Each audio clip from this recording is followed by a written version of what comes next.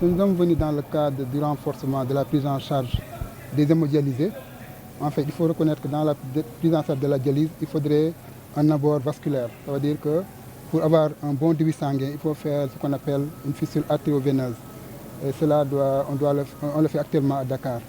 Donc, dans le cadre de facilitation de l'accès aux soins, nous avons travaillé avec la Fondation pour Autonome Dakar pour voir comment faire un camp à Saint-Louis, mais aussi à Ndioum et à Matam, pour permettre à ces malades-là qui devaient aller à Dakar faire cet acte opératoire, le fait bénéficier au niveau de Saint-Louis.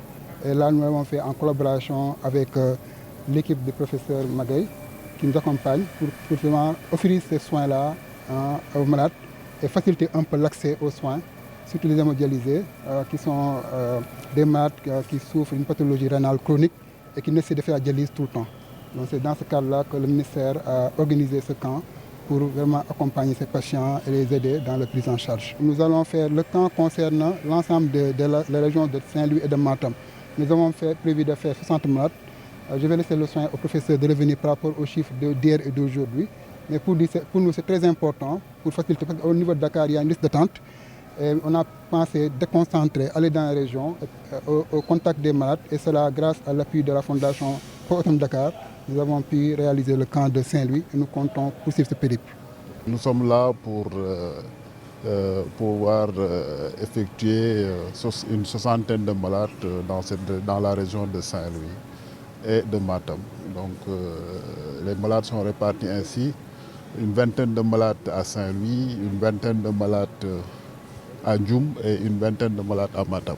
Ce qui se fait tout le temps, hein, la confection d'une fissure artério-veineuse pour hémodialyse. En fait, ce qu'il faut savoir, c'est que pour l'hémodialyse, il y a plusieurs moyens pour faire l'hémodialyse. C'est ce qu'on appelle les abords vasculaires. Et parmi les abords vasculaires, il y a le cathéter donc simple, le cathéter tunnelisé et la fissure artério-veineuse pour hémodialyse. Ce qu'il faut savoir, c'est que la fissure artério-veineuse pour hémodialyse, c'est l'abord de choix. Donc pour pouvoir faire une bonne hémodialyse, donc une hémodialyse très efficace et pour pouvoir permettre aux patients de vivre comme tout le monde. Donc le problème qui se pose, c'est que pour des problèmes de ressources humaines, cette confection se faisait qu'à Fann, à Dakar. Donc ce qui fait qu'il y a une très grande liste d'attente et les malades, évidemment, les malades qui sont loin de Dakar étaient laissés un peu en rade. Donc là, on est là pour corriger ce problème avec l'aide du ministère de la Santé.